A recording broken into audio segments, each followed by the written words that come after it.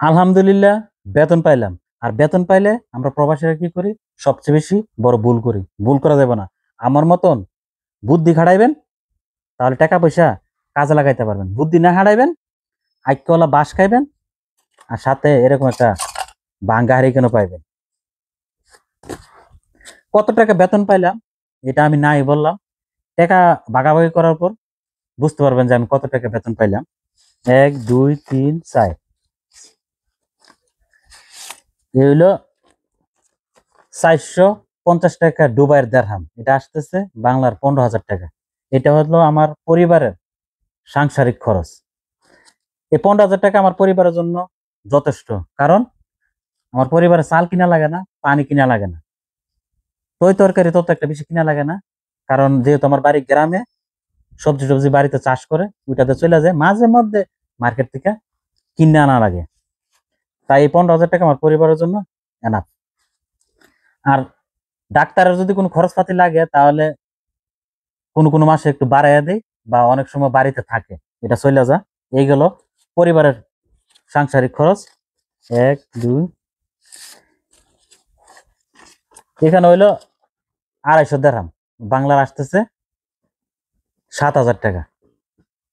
এই 7,000 টাকা হইলে আমার বউ বাচ্চার খরচ, যেহেতু আমার একটা মেয়ে, তাদের জন্য এটা এনাফ। কোনো কোনো সময় যদি বেশি লাগে তো বউ যখন আমার বলে তখন 1 2 হাজার টাকা বাড়াই দিই, এটাতে চলে যা। এই গেল বউর খরচ। থাকতেছে কত? 1 2 3 4 5 6 600। এখানে আছে 640 দেরহাম,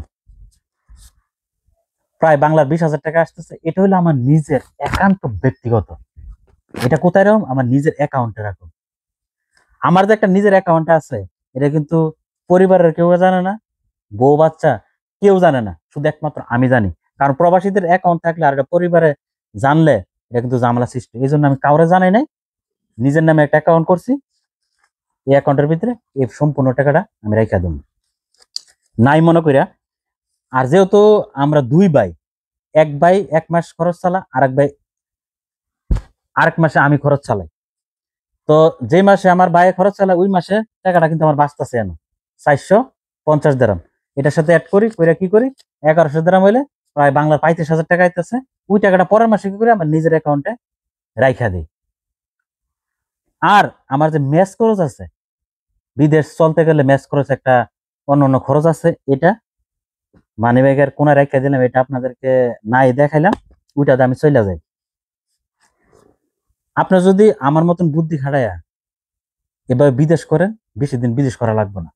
10 বছর বিদেশ করলে দেখবেন যে আপনি একজন সফল প্রবাসী হইতে পারবেন। আর যদি বুদ্ধি খাটায় বিদেশ না করেন, 20 বছর বিদেশ করবেন, নিজের বলতে কোনো কিছু থাকবে না, নিজের অ্যাকাউন্টও থাকবে না, খালি কইতিব যে 20 বছর বিদেশ করছি, নিজের নামে কোনো কিছু নেই। কারণ থাকবো কেমনে? আমরা তো বুদ্ধি খাটায় বিদেশ করছেন না, বিদেশে আছেন, বুদ্ধি খাটায় সবসময় বিদেশ করবেন, তইলে জীবনে সফলতা অর্জন করতে পারবেন। তা না হলে কোনো কিছু জীবনে করতে পারতেন না। 20 বছর বিদেশ করে যাবেন, ঘোড়ার আন্ডাটা পাইবেন, আন্ডাটা ছাড়া আর কোনো কিছু পাইবেন না। যারা আমার ভিডিওটা থাকবেন, আমার মতন বুদ্ধি খাটাইবেন, আর নিজের নামে একটা অ্যাকাউন্ট করবেন, চোখ বুঝা ওই অ্যাকাউন্টে টাকা রাখবেন, পরিবারে যতটুকু খরচ আছে ততটুকু দিবেন, আর বাকিটা নিজের কাছে রাখবেন। না রাখবেন, আইক্যওয়ালা বাস খাবেন, আর হাতে এরকম একটা বাঙ্গা হারিকেন পাইবেন। আমার ভিডিওটা একটু শেয়ার করবেন, যাতে অন্য অন্য প্রবাসীদেরও উপকার আসে, এই ভিডিওটা দেখে উৎসাহিত হইতে পারে, এবং আমার মতন বুদ্ধি খাটাইয়া নিজের জীবনটাকে প্রতিষ্ঠিত করতে পারে। তো সবাই ভালো থাকবেন। আল্লাহ হাফেজ।